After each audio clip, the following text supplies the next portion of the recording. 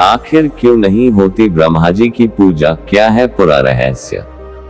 संपूर्ण सृष्टि का निर्माण ब्रह्मा जी द्वारा किया गया है। संसार के प्रत्येक जीव के रचयिता ब्रह्मदेव है।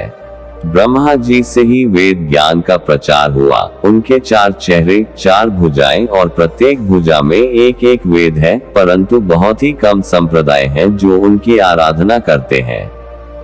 क्या आपने कभी सोचा है इस सृष्टि के रचयिता ब्रह्मदेव की पूजा क्यों नहीं की जाती?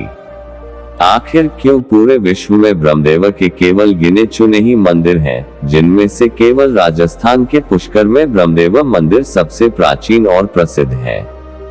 आज हम आपको बताएंगे कि क्यों ब्रह्मदेव की पूजा नहीं की जाती है। संपूर्ण सृष्टि का निर्माण ब्रह्मा जी द्वारा किया गया है। संसार के प्रत्येक जीव के रचयिता ब्रह्मदेव है। ब्रह्मा जी से ही वेद ज्ञान का प्रचार हुआ। उनके 4 चेहरे, 4 भुजाएं और प्रत्येक भुजा में एक एक वेद है, परंतु बहुत ही कम संप्रदाय हैं जो उनकी आराधना करते हैं। क्या आपने कभी सोचा है इस सृष्टि के रचयिता ब्रह्मदेव की पूजा क्यों नहीं की जाती? आखिर क्यों पूरे विश्व में ब्रह्मदेव के केवल गिने चुने ही मंदिर हैं, जिनमें से केवल राजस्थान के पुष्कर में ब्रह्मदेव मंदिर सबसे प्राचीन और प्रसिद्ध है? आज हम आपको बताएंगे कि क्यों ब्रह्मदेव की पूजा नहीं की जाती है। उनकी पूजा न होने के का क्या महत्वपूर्ण कारण है। एक बार ब्रह्मा जी को सृष्टि के कल्याण के लिए धरती पर एक यज्ञ संपन्न करना था।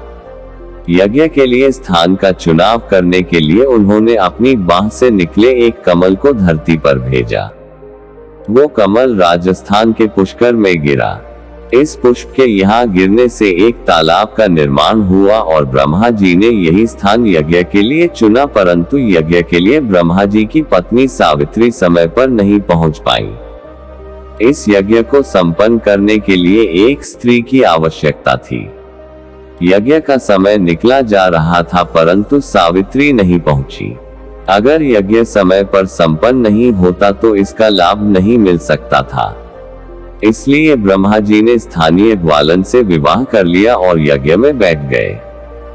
यज्ञ आरंभ होने के थोड़ी देर पश्चात ही जब सावित्री पहुंची तो अपने स्थान पर किसी दूसरी स्त्री को देख क्रोधित हो उठी और ब्रह्मा जी को श्राप दिया कि इस संपूर्ण पृथ्वी पर कहीं तुम्हारी पूजा नहीं होगी और कोई भी व्यक्ति तुम्हें पूजा के समय याद नहीं करेगा।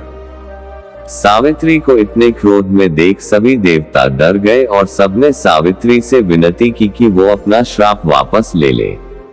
तब सावित्री ने क्रोध शांत हो जाने के बाद कहा कि जिस स्थान पर आपने यज्ञ किया है केवल इसी स्थान पर आपका मंदिर बनेगा।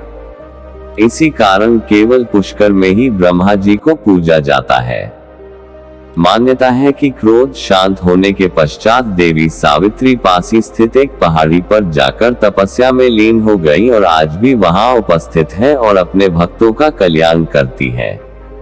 यहाँ आकर विवाहित महिलाएं अपने समृद्ध वैवाहिक जीवन के लिए मनोकामना करती हैं। ब्रह्मा जी का पुष्कर में स्थित ये मंदिर बहुत प्रसिद्ध है और अजमेर आने वाले सभी हिंदू पुष्कर में ब्रह्मदेव के मंदिर और वहां स्थित तालाब के दर्शन करने अवश्य आते हैं।